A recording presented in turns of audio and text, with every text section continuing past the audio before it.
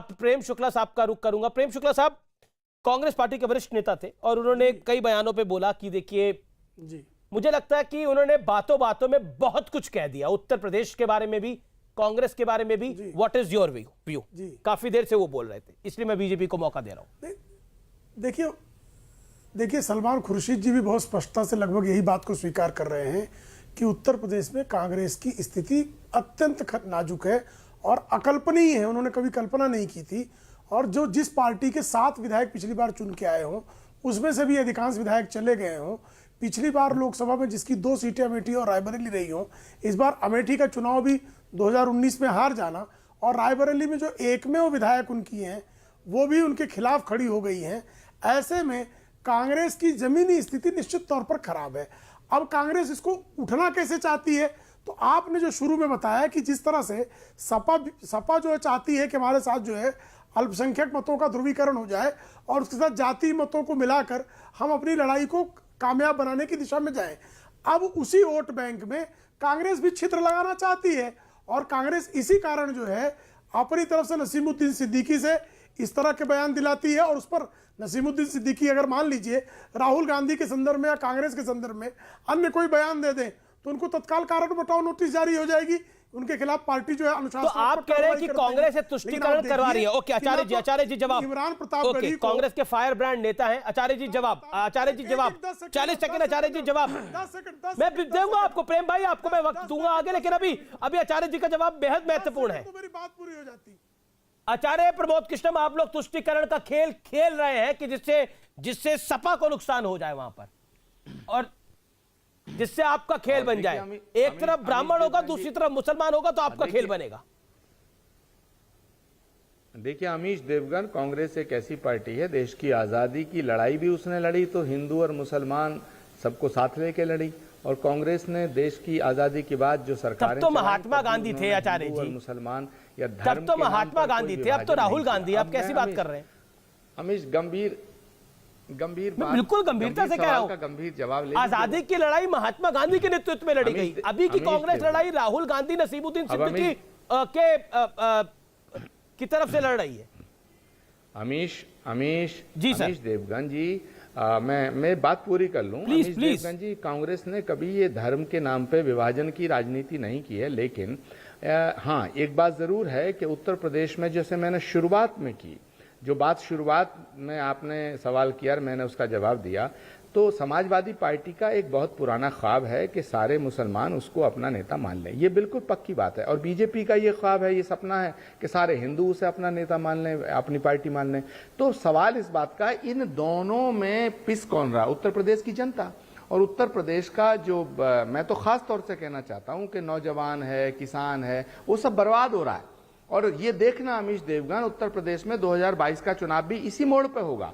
तो इसीलिए मैंने अपनी बात को, जब मैंने बात की थी, तब कहा था कि बीजेपी एक ऐसा चक्रव्यूह की रचना कर रही है, एक ऐसा चक्रव्यूह सजा रही है कि जिसमें जो घुसता चला जाएगा उसका वध हो जाएगा। लेकिन अच्छा एक बात बताइए, ये राहुल गांधी को इस चक्रव्यूह में फंसने के लिए किसने बोला? सलमान निजामी को इस चक्रव्यूह में फंसने के लिए किसने बोला?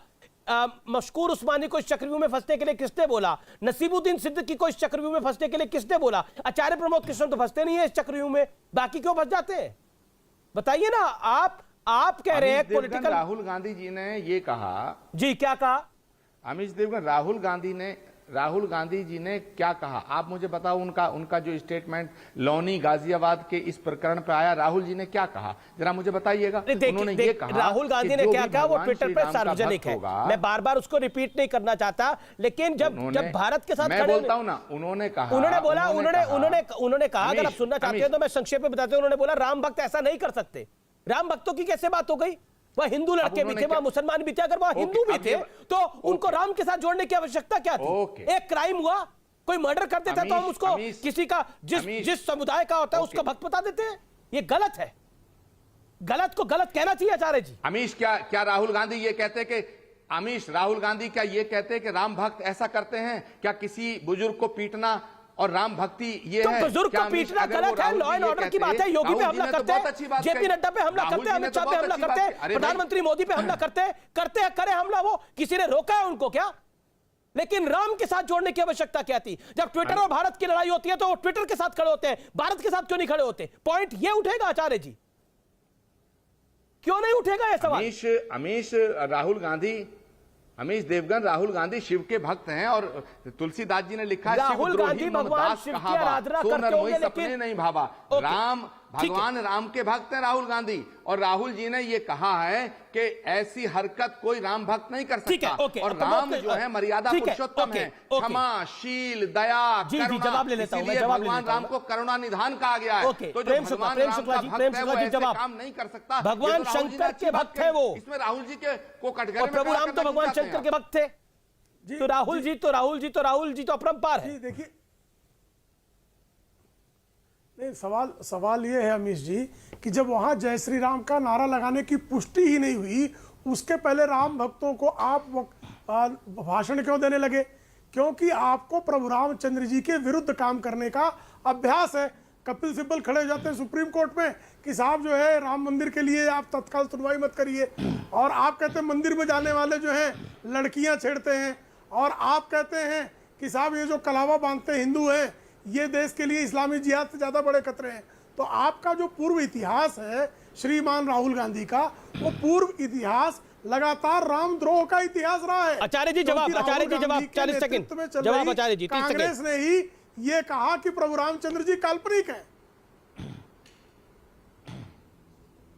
देखिए प्रेम शुक्ला जी का फर्ज बनता है राहुल गांधी पे हमला करना, और राहुल गांधी पे हमला इसलिए किया जाता है बीजेपी के द्वारा कि बीजेपी को मालूम है कि राष्ट्रीय स्तर पर अगर कोई भाजपा का अल्टरनेटिव है, अगर कोई भाजपा के का कोई विकल्प है तो वो कांग्रेस है। और कांग्रेस पार्टी में नेहरू गांधी खानदान जो है, नेहरू गांधी परिवार जो है, ये शक्ति का स्रोत है। यदि नेहरू गांधी खानदान को डैमेज किया गया, उनकी इमेज को खराब कर दिया गया, उन्हें एंटी हिंदू घोषित कर दिया गया, उन्हें एंटी हिंदू घोषित करने पर हिंदू विरोधी घोषित कर दी जाएगी कांग्रेस पार्टी, और जैसे ही कांग्रेस पार्टी को हिंदू विरोधी घोषित कर देंगे तो राष्ट्रीय स्तर पर बीजेपी का कोई विकल्प नहीं रहेगा। बीजेपी फिर 10 साल तक देश में राज करती रहेगी। ये आपका टारगेट है, नेहरू गांधी परिवार आपका टारगेट है प्रेम शुक्ला जी। लेकिन तथ्यों को तोड़ो मरोड़ो मत। अगर राहुल जी, प्रेम शुक्ला जी, मैं कभी आपके बीच में नहीं बोलता, विद्वान पत्रकार भी हैं, प्रवक्ता भी हैं।